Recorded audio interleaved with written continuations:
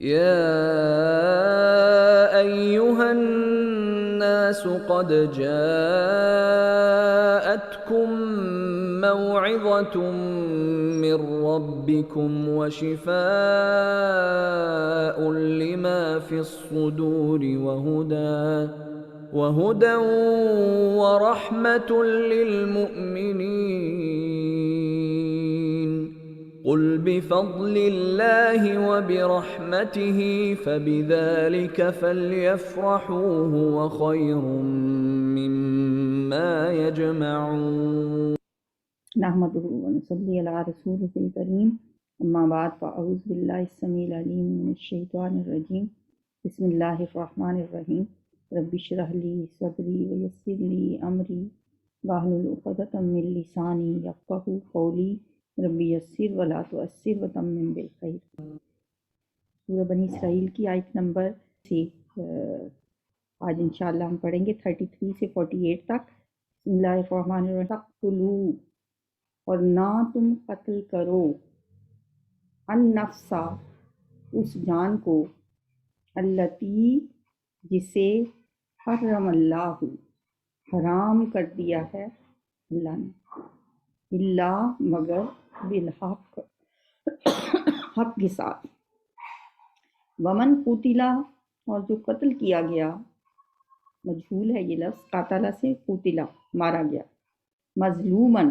مظلومی کی حالت میں، ظلم کے ساتھ، فقد جعلنا، تو یقیناً ہم نے کر دیا ہے، لِوَلِيِّهِ، اس کے ولی کے لیے، سلطاناً، غلبہ،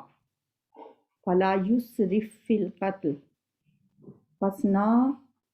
وہ زیادتی کرے قتل کرنے میں۔ اسراف کرنا کیا ہوتا ہے؟ زیادتی کرنا، حد سے بڑھنا۔ انہو، بے شک وہ، کانا ہے، منصورا، مدد دیا ہوا۔ کسی جان کو نہ مارو جسے مارنا اللہ نے حرام قرار دیا ہے، ہاں حق کے ساتھ مار سکتے ہیں۔ اس کا کیا مطلب ہے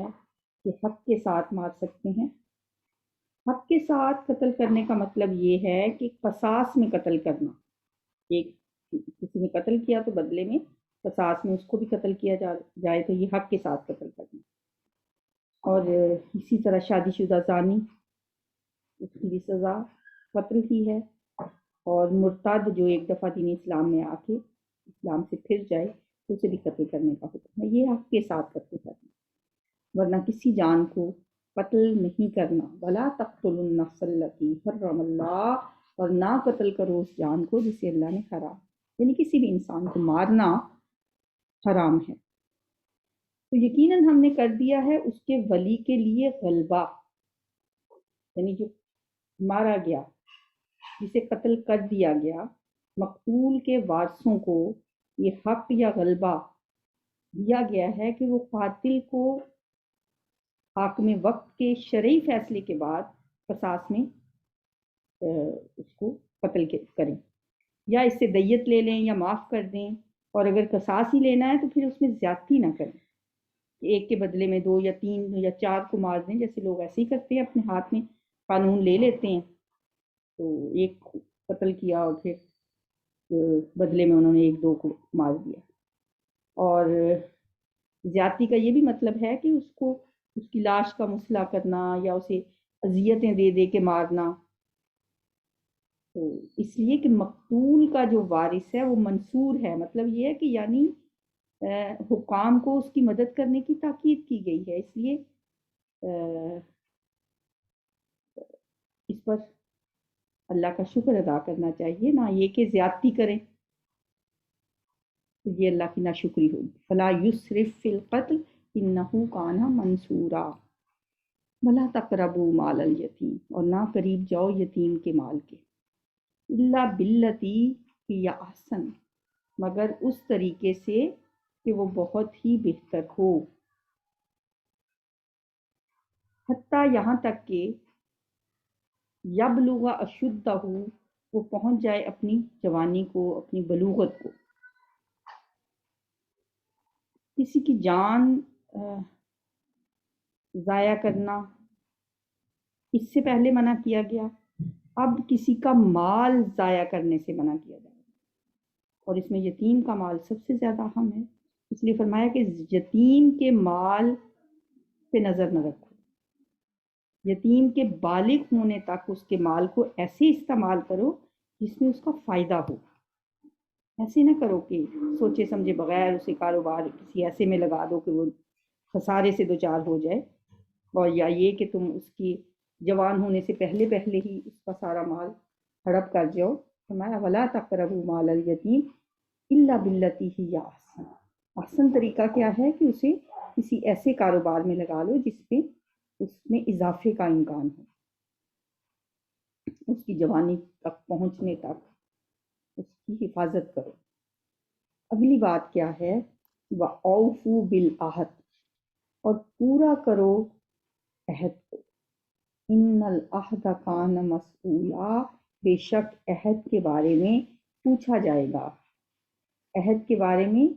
سوال ہوگا، مسئولا، عہد جو ہے وہ سوال ہونے والی چیز ہے، سوال کی جانے والی چیز۔ عہد وہ میثاق بھی اس سے مراد ہے جو اللہ اور اس کے بندے کے درمیان ہوا، عہد الست، اور وہ بھی جو انسان آپس میں ایک دوسرے سے کرتے ہیں، دونوں قسم کے عہدوں کا پورا کرنا بہت ضروری ہے، اور نقض عہد کی صورت میں پوچھا جائے گا، بعض پرس ہوگی، ان العہد کان مسئولا، جو وعدہ پورا نہیں کرے گا اس سے ضرور پوچھا جائے گا۔ وَأَوْفُوا الْكَيْلَ، اور پورا کرو ماپ، کیل، اذا کلتم، جب تم ماپو، وزنوا، اور وزن کرو، بالقسطاس، ترازو کے ساتھ، مستقیم سیدھی، سیدھی ترازو کے ساتھ تولا کرو، ذالک خیر، یہ بہتر ہے، واحسن، اور بہت اچھا ہے، تاویلا، انجام کے لحاظ سے، یعنی اجر و ثواب کے لحاظ سے یہ بہت بہتر ہے کہ ناپ تول میں کمی کرنے سے بچو، جیسا کہ حضرت شعیب کی قوم کا یہ وتیرہ تھا کہ وہ ناپ تول میں کمی کرتے تھے، ان کے بارے میں کہا گیا ویل للمطففین، اللہ تعالیٰ نے یہ صورت نازل کر، اور ہم پیچھے بھی پڑھ کے آئے ہیں کہ حضرت شعیب علیہ السلام کے فرمان کا ان کا ایک فرمان قرآن میں اللہ نے بیان کیا ہے سورہ ہود میں، بقیت اللہ خیر لکم ان کنتم مؤمنین، اگر تم ایمان والے ہو تو اللہ کا دیا ہوا منافع ہی تمہارے لیے بہتر ہے، بجائے اس کے کہ تم ناپ تول میں ڈنڈی مارو اور ناجائز طریقے سے لوگوں کو نقصان پہنچاؤ، اور خود اپنے آپ کو، اپنی نظر میں تو تم فائدہ کرتے ہو لیکن اللہ کی نظر میں یہ نقصان کی بات ہے۔ ولا تقفو، اور نہ پیچھے پڑو، کفا یقفو کے معنی ہوتے ہیں پیچھے لگنا، ولا تقفو ما لیس لک بہ علم، اور نہ پیچھے پڑو اس چیز کے، ما لیسا، جو نہیں ہے، لکا، تجھے، بھی، اس کا، علم، ان السمع، بے شک کان، والبصر، اور آنکھ، والفؤاد، اور دل، کل اولئک، ہر ایک ان میں سے، کانا ہے، انہو، اس کے بارے میں، مسئولا، سوال کیا جانے والا، پوچھا جانے والا، اس لیے کہا جا رہا ہے کہ جس چیز کا علم نہیں اس کے پیچھے نہ لگو، یعنی بدگمانی نہ کرو، کسی کی ٹو میں نہ رہو، جس چیز کا علم نہیں اس پہ بھی عمل نہ کرو، اس لیے کہ اللہ نے انسان کو جو علم دیا ہے وہ دو طرح کا ہے، انسانی علم کی بنیاد کس چیز پہ ہے، ایک تو وہ علم ہے جو ایکوائرڈ نالج ہے، اکتسابی علم، جو کہ اللہ تعالیٰ نے حضرت آدم علیہ السلام کو سکھایا تھا نا، وَعَلَّمَ آدَمَ الْأَسْمَاءَ، اللہ نے علم الاسماء دیا حضرت آدم علیہ السلام کو۔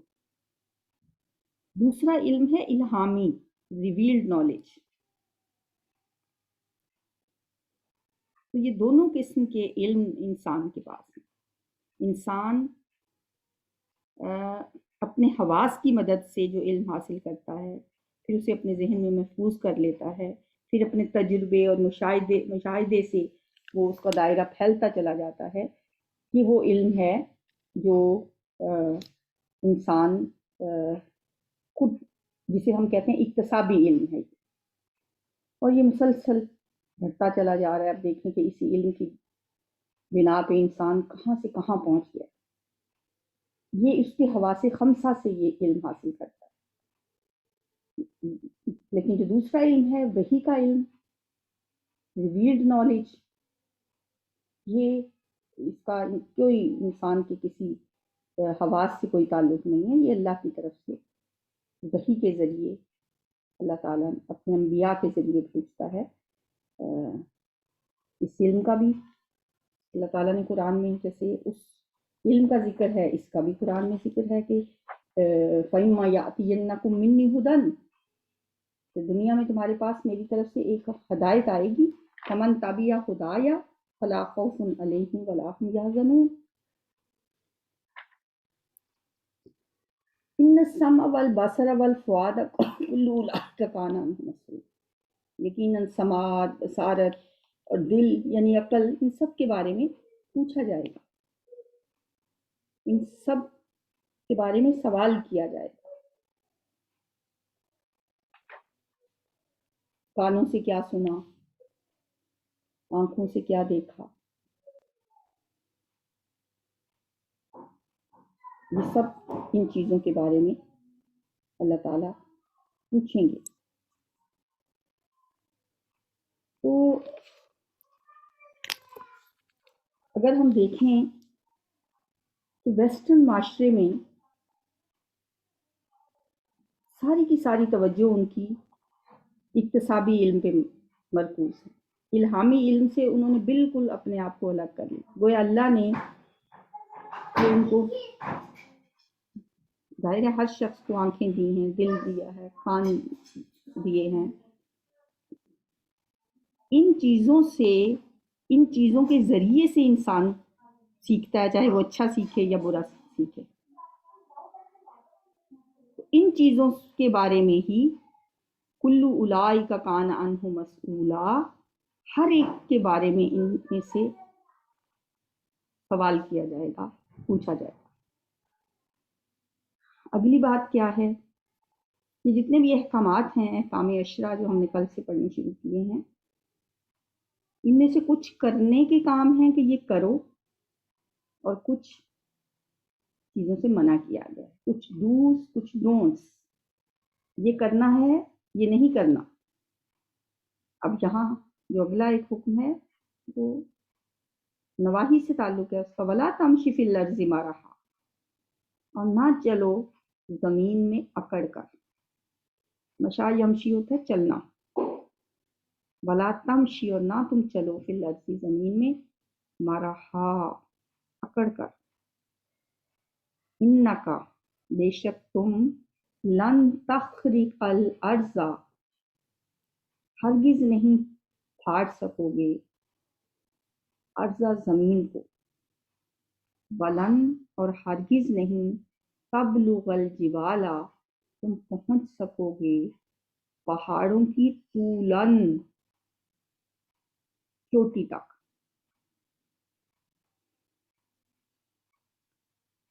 تم جس قدر بھی چاہو طاقتور ہو جاؤ، اتنی بھی زمین پہ چاہو اکڑ اکڑ کے چلو، پاؤں مار مار کے چلو، تم اپنی طاقت سے نہ زمین کو پھاڑ سکتے ہو، اور جتنی بھی گردن کڑا لو، تم قد میں ہمارے پہاڑوں کے برابر تو نہیں ہو سکتے۔ انک لن تخرق الارض ولن تبلغ الجبال طولا، بے شک تم ہرگز نہیں پھاڑ سکو گے زمین کو، اور ہرگز نہیں تم پہنچ سکو گے پہاڑوں کی چوٹی تک، طولا لمبے ہو۔ کل ذالک، یہ سب کام یعنی جتنے بھی ابھی تک بتائے گئے ہیں،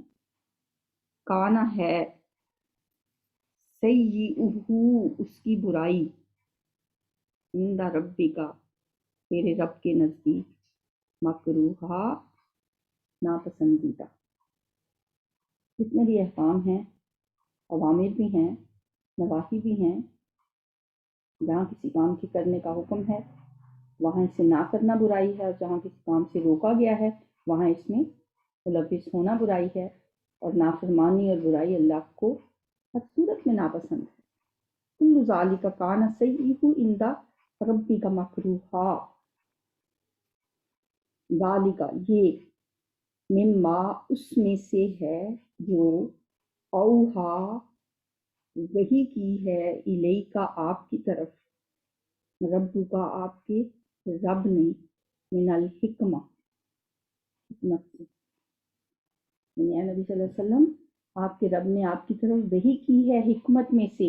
یہ احکام جو ہیں یہ انسانیت کے لیے خزینہ حکمت ہیں،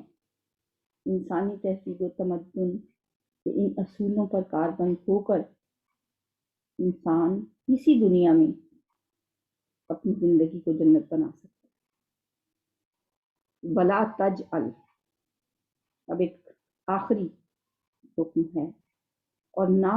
تو ٹھہرا، جعل یجعل، جعل ہوتا ہے ٹھہرانا، بنانا، اور نہ تم بناؤ، مع اللہ، اللہ کے ساتھ، الہن آخر، کوئی دوسرا معبود۔ کیا ہوگا پھر؟ فتلقا، پس تو ڈال دیا جائے گا، فی جہنم، جہنم میں، ملومن، ملامت کیا ہوا، مدحورا، پکارا ہوا۔ ان احکام میں جو پہلا حکم تھا وہ کیا تھا؟ وَقَضَىٰ رَبُّكَ أَلَّا تَعْبُدُوا إِلَّا إِيَّاهُ، جو کل ہم نے پڑھا تھا،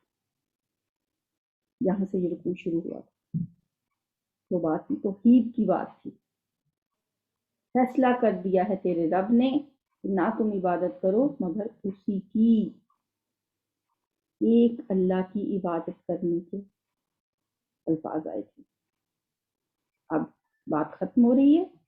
اب اسی مضمون کو ولا تجعل مع اللہ الہا، آخر کے الفاظ میں دوبارہ دہرا دیا گیا، اور نہ تم ٹھہراؤ اللہ کے ساتھ کوئی دوسرا معبود۔ یعنی توحید کی اہمیت سے پتہ چلتی ہے کہ آغاز بھی توحید سے، اختتام بھی توحید سے، اور بیچ میں یہ سارے احکام آ گئے جو انسانی زندگی کے لیے بہت امپورٹنٹ ہیں، بہت اہم ہیں۔ ان میں سے ایک ایک چیز کو ہم اپنے اوپر لاگو کر کے دیکھیں، کیا اللہ کے ان احکامات پہ میں عمل کرتی ہوں؟ اگر نہیں کرتی کوشش کریں گے انشاءاللہ۔ اللہ تعالیٰ کی دعا ہے کہ ہمیں ان احکام اشرا پہ عمل کرنے کی توفیق عطا کریں۔ افاصفاکم، پھر کیا چن لیا ہے تمہیں، ربکم، تمہارے رب نے، آج ہے حمزہ استفہام سوال کے لیے، کیا، افا، فا، پس یا پھر کیا، اسفا، چن لیا ہے، تم تمہیں، ربکم، تمہارے رب نے، بالبنینا، بیٹوں کے ساتھ، ابن ان کی جمع بنین، واتخذا، اور اس نے بنا لیا ہے، خود اس نے بنا لیا ہے، من الملائکتی، فرشتوں کو، اناسا، بیٹیاں، انکم، بے شک تم، لتقولون، یقیناً تم کہتے ہو، قولا عظیما، بڑی بات۔ اہل عرب کا جو عقیدہ تھا کہ فرشتے اللہ کی بیٹیاں ہیں، لوگ خود تو بیٹوں پر فخر کرتے تھے، بیٹوں کو اپنے لیے باعث فخر سمجھتے اور بیٹیوں کو باعث آر سمجھتے تھے۔ ان کی اسی سوچ کی بنیاد پر ان سے سوال کیا گیا ہے کہ جس چیز کو اپنے لیے آر سمجھتے ہو اسے آخر تم اللہ سے کیسے منسوب کر رہے ہو؟ وہ کون سا تمہارا کیا منطق ہے جس کے مطابق تم اللہ کے ساتھ بیٹیوں کو منسوب کرتے اور اپنے لیے بیٹیاں پسند نہیں کرتے؟ نہ تقولون قولا عظیما، یہ تم بہت بڑی بات کہہ رہے ہو. وَلَقَدْ صَرَّفْنَا، اور البتہ تحقیق، صرفنا پھیر پھیر کر بیان کیا ہے ہم نے، فی ھذا القرآن، اس قرآن میں، لیذکروا، تاکہ یہ نصیحت حاصل کریں. اس قرآن میں ہم نے آیات پھیر پھیر کر بیان کی ہیں مختلف طریقوں سے، تاکہ یہ لوگ نصیحت پکڑیں. تو اس صورت میں ہم دیکھتے ہیں کہ قرآن کا لفظ بار بار آ رہا ہے. پہلے آیت نمبر 9 میں پڑھا ہم نے، ھذا القرآن یہدی للتی ہی اقوم. اب یہاں پھر قرآن کا لفظ آیا، آگے اور بھی آئے. وما یزیدہم الا نفورا، اور نہیں وہ اضافہ کرتا ہم ان کو الا نفورا، مگر نفرت میں. یہ لوگوں کی بدقسمتی ہے کہ قرآن میں اللہ نے طرح طرح سے حق واضح کرنے کیا ہے، اس کے باوجود ان کی نفرت میں اضافہ ہوتا ہے اور وہ حق کو ماننے کی بجائے اس سے اور دور بھاگ رہے ہیں. وما یزیدہم الا نفورا، اگر کسی چیز میں اضافہ ہو رہا ہے تو ان کی نفرت میں اضافہ ہو رہا ہے. قل کہہ دیجئے، لو کان معہ آلہۃ، اگر ہوتے، لو اگر کانا ہوتے، معہ اس کے ساتھ، یعنی اللہ کے ساتھ، آلہۃ الہن کی جمع، آلہۃ کئی معبود، کما یقولون جیسا کہ وہ کہتے ہیں نا کہ اور بھی معبود انہوں نے اللہ کے ساتھ بنائے ہوئے ہیں. تو نبی صلی اللہ علیہ وسلم ان سے کہیے، اگر اللہ کے ساتھ اور بھی معبود ہوتے جیسا کہ یہ کہہ رہے ہیں، اذن تب تو لب تغو، ضرور وہ تلاش کرتے، الی ذی العرش، عرش والے کی طرف، سبیلا کوئی راستہ. واقعی اللہ کے ساتھ اگر دوسرے بھی کئی معبود ہوتے تو وہ ضرور سرکشی کرتے، بغاوت کرتے، اس کے مقابلے میں آنے کی کوشش کرتے، جیسے دنیا میں ہوتا ہے. چھوٹے چھوٹے جو بادشاہ کے مقابلے میں جو چھوٹے چھوٹے کوئی لوگ ہوتے ہیں، یا ایک بڑا بادشاہ ہے کہ چھوٹے چھوٹے ہیں، تو وہ کسی نہ کسی طرح کوشش کرتے ہیں کہ وہ بڑے بادشاہ کی کرسی تک پہنچ جائیں. جیسے ہمارے ملک میں کوئی ایک وزیر اعظم ہے، حکومت میں ہے کچھ لوگ اور کچھ اپوزیشن میں ہیں، تو وہ ان کی کیا کوشش ہوتی ہے؟ ٹانگیں کھینچنا، کسی نہ کسی طرح خود وہاں پہنچ جائیں اور ان کو وہاں سے ہٹا دیں، اور اپنی اس خواہش کی تکمیل کے لیے وہ کیا کیا کچھ نہیں کرتے، بغاوت تک کرنے پہ تیار ہو جاتے ہیں. اسی طرح اگر اللہ کے بھی شریک ہوتے تو وہ بھی اللہ کے مقابلے میں ضرور آتے، اور اگر ایسا ہوتا تو اس کائنات کا نظام دھرم دھرم ہو کے رہ جاتا.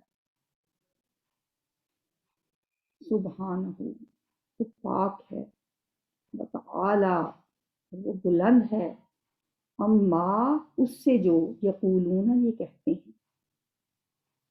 علواً کبیرہ، بہت زیادہ بلند. ان کی باتیں جو یہ کہتے ہیں، کیا کہتے ہیں؟ ٹھیک ہے، اللہ تو ہے ہی، لیکن یہ دیوی دیوتا، یہ ہمارے بت، یہ لات منات حبل عزا، یہ بھی ہیں. ما نعبدہم الا لیقربونا الی اللہ زلفی، ان کی تو ہم عبادت اس لیے کرتے ہیں کہ یہ ہمیں اللہ کے قریب کرتے ہیں. اللہ بھی ہے، اللہ کے ساتھ یہ بھی ہیں. یہ جو باتیں کرتے ہیں، سبحانہ، اللہ اس سے بہت پاک ہے، تعالی، اور بہت بلند ہے، اما یقولون، اس سے جو وہ کہتے ہیں، علواً کبیرہ، بہت زیادہ بلند ہے. یسبح لہ السماوات السبع، تسبیح کر رہے ہیں لہو اس کی السماوات آسمان سب ساتوں آسمان اس کی تسبیح بیان کرتے ہیں، والارض اور زمین، ومن فیہن اور جو بھی ان میں ہیں، ساتوں آسمانوں میں اور زمین میں جتنی بھی مخلوقات ہیں وہ ساری کی ساری اللہ تعالیٰ کی تسبیح میں لگی ہوئی ہیں۔ اس کائنات ایک ایک چیز، چاہے وہ جاندار ہو یا بے جان ہو، وہ اللہ کی تسبیح کرتی ہے۔ آپ کہیں گے کہ بے جان چیزیں کیسے تسبیح کرتی ہیں؟ تسبیح کی ایک صورت تو یہ ہے کہ کائنات کی ہر چیز اپنے وجود سے اپنے خالق کی خلاقی کا اعلان کر رہی ہے کہ کوئی ہے جس نے اسے بنایا۔ اس طرح کسی تصویر کو دیکھ کے اس کے مصور کے بارے میں خیال جاتا ہے نا کہ کون ہوگا اس کا بنانے والا۔ اسی طرح ہر چیز جو ہے وہ اپنے وجود سے ایک طرح سے اللہ کی صنائی کا اعلان کرتی ہے۔ اور دوسری طرف یہ بھی ہو سکتا ہے کہ تمام مخلوقات قولی بھی زبان سے بھی تسبیح کرتی ہیں۔ اللہ نے ہر چیز کو زبان عطا کر رکھی ہے اپنی زبان خاص سے۔ اب ہم ان کی زبانوں کو نہیں سمجھتے، ہر چیز اپنی اپنی زبان میں اللہ کی تسبیح کرتی ہے۔ وَإِن مِّن شَيْءٍ إِلَّا يُسَبِّحُ بِحَمْدِهِ وَلَٰكِن لَّا تَفْقَهُونَ تَسْبِيحَهُمْ، کوئی چیز نہیں مگر یہ کہ وہ تسبیح کرتی ہے اس کی حمد کے ساتھ۔ وَلَٰكِن لَّا تَفْقَهُونَ تَسْبِيحَهُمْ، لیکن تم ان کی تسبیح کو نہیں سمجھتے۔ انہو کانا، بے شک وہ ہے، حلیمن بہت حلم والا، حوصلے والا، غفورا بخشنے والا۔ اب یہ جو آیت ہے، نہیں ہے کوئی بھی چیز مگر وہ تسبیح بیان کرتی ہے بحمدہ، اس کی حمد کے ساتھ، اور لیکن لا تفقہون، نہیں تم سمجھتے، تسبیحہم،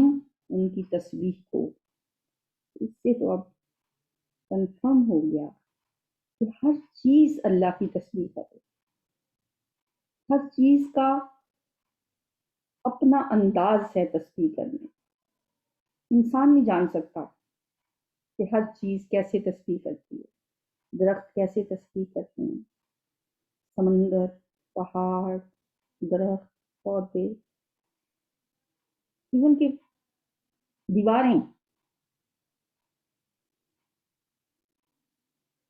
روز قیامت جب انسانوں کے اپنے اعضاء ان کے خلاف گواہی دیں گے نا، تو انسان حیران ہو کے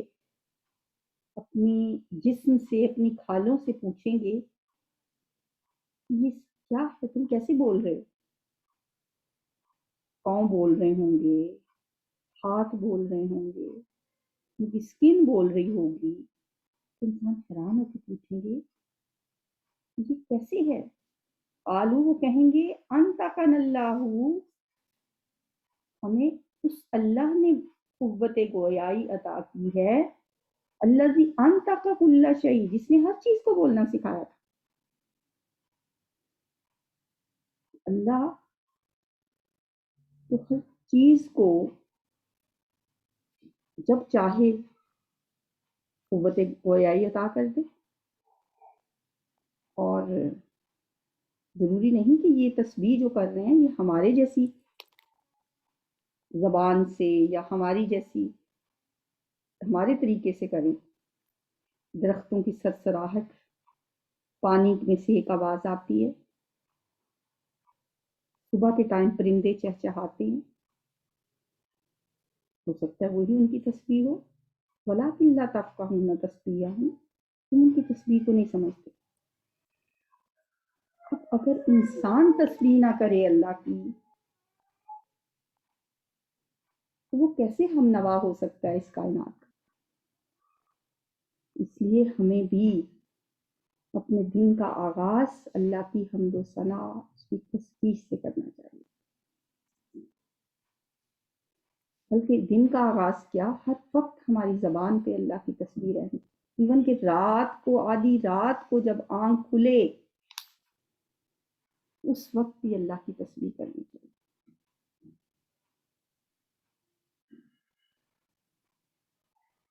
وَإِذَا قَرَأْتَ الْقُرْآنَ، اور جب آپ قرآن پڑھتے ہیں، جَعَلْنَا، تو ہم ڈال دیتے ہیں، بینک، آپ کے درمیان، وبین الذین، اور ان لوگوں کے درمیان، لا یؤمنون، جو نہیں ایمان لاتے، بالآخرۃ، آخرت پر، حجابا مستورا، ایک چھپا ہوا پردہ۔ اب پھر ایک دفعہ یہاں پہ قرآن کا ذکر آیا اور ایک غیر مرئی پردے کا ذکر ہے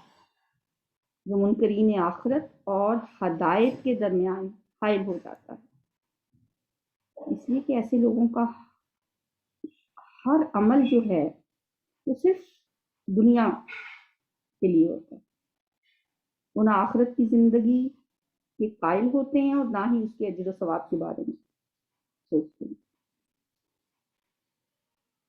اور قرآن کو یا ہدایت کی کسی بھی بات کو توجہ سے نہیں سنتے۔ ایسے لوگوں کو ان کے اسی رویے کی بنا پر ہدایت سے محروم کر دیا جاتا ہے، اور چونکہ یہ اللہ کا قانون ہے اس لیے اس آیت میں اللہ نے اسے اپنی طرف منسوخ کیا ہے کہ جب آپ اے نبی صلی اللہ علیہ وسلم انہیں قرآن پڑھ کر سناتے ہیں تو ان کے غیر سنجیدہ رویے کی بنا پر ہم آپ کے اور ان کے درمیان ایک غیر مرئی پردہ حائل کر دیتے ہیں، حجاب مستورا، ایک چھپا ہوا پردہ۔ وَجَعَلْنَا عَلَىٰ قُلُوبِهِمْ أَكِنَّةً، اور ہم نے بنا دیے ان کے دلوں پر پردے، أَكِنَّةً، ان کہ ایسا نہ ہو، یفقہوہ، کہ وہ اسے سمجھیں، وفی آذانہم وقرا، اور ان کے کانوں میں بوجھ ہے، وَإِذَا ذَكَرْتَ رَبَّكَ، اور جب آپ ذکر کرتے ہیں اپنے رب کا، فی القرآن، قرآن میں، وحدہ، اس اکیلے کا، ولوا، تو وہ پھر جاتے ہیں، علی ادبارہم، اپنی پیٹھوں پر، نفورا، نفرت کرتے ہیں۔ نہ پھر ایک دفعہ لفظ قرآن کا ذکر آیا، یعنی تعصب کی وجہ سے اکیلے اللہ کا ذکر تو انہیں برداشت ہی نہیں ہوتا، وہ چاہتے ہیں کہ اللہ کے ساتھ ان کے معبودوں کا بھی ذکر ہو، اور ایسا جب نہیں ہوتا تو وہ اکیلے اللہ کا ذکر سننے کو تیار نہیں ہوتے، وہ نفرت کے ساتھ پیٹھ موڑ کر چلے جاتے ہیں۔ نحن عالم بما یستمعون، ہم خوب جانتے ہیں جس کے ساتھ یستمعون بہا، وہ غور سے سنتے ہیں، بھی، اس قرآن کو، اذ یستمعون الیک، جب وہ کان لگاتے ہیں آپ کی طرف، واذ ہم، اور جب وہ نجوا، سرگوشیاں کرتے ہیں، اذ یقول الظالمون، جب ظالم کہتے ہیں، ان تتبعون، نہیں تم پیروی کرتے، الا، مگر، رجلا مسحورا، ایک جادو زدہ انسان کی، ایک جادو کیے ہوئے آدمی۔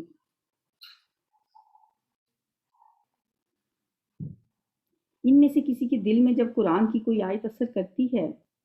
اور وہ اپنے ساتھیوں سے اس کا ذکر کرتا ہے، اس پر ہمیں، وہ سوچتا ہے کہ، اور ان سے کہتا ہے کہ ان کی بات میں وزن ہے، ہمیں اس پہ غور کرنا چاہیے، تو ایسی صورت میں وہ فوراً اس کو سمجھانا شروع کر دیتے ہیں کہ تم ایک سحرزدہ آدمی کے پیچھے چل پڑے ہو۔ انظر، دیکھیے، کیف ضربوا، کیسے انہوں نے بیان کی ہیں، لک الامثال، آپ کے لیے مثالیں، فضلوا، پس وہ گمراہ ہو گئے، فلا یستطیعون سبیلا، تو نہیں وہ طاقت رکھتے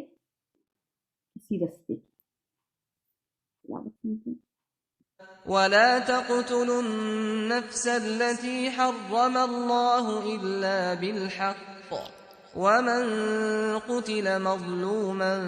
فقد جعلنا لوليه سلطانا فلا يسرف في القتل إنه كان منصورا ولا تقربوا مال اليتيم إلا بالتي هي أحسن حتى يبلغ أشده وأوفوا بالعهد إن العهد كان مسؤولا وأوفوا الكيل إذا كلتم وزنوا بالقسطاس المستقيم ذلك خير وأحسن تأويلا ولا تقف ما ليس لك به علم إن السمع والبصر والفؤاد كل أولئك كان عنه مسؤولا ولا تمش في الأرض مرحا إنك لن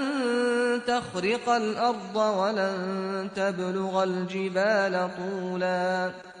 كل ذلك كان سيئه عند ربك مكروها ذلك مما أوحى إليك ربك من الحكمة ولا تجعل مع الله إلها آخر فتلقى في جهنم ملوما مدحورا أفأصفاكم ربكم بالبنين واتخذ من الملائكة إناثا إنكم لتقولون قولا عظيما ولقد صرفنا في هذا القرآن ليذكروا وما يزيدهم إلا نفورا قل لو كان معه آلهة كما يقولون إذا لابتغوا إلى ذي العرش سبيلا سبحانه وتعالى عما يقولون علوا كبيرا تسبح له السماوات السبع والأرض ومن فيهن وإن من شيء إلا يسبح بحمده ولكن لا تفقهون تسبيحهم إنه كان حليما غفورا وإذا قرأت القرآن جعلنا بينك وبين الذين لا يؤمنون بالآخرة حجابا مستورا وجعلنا على قلوبهم أكنة أن يفقهوا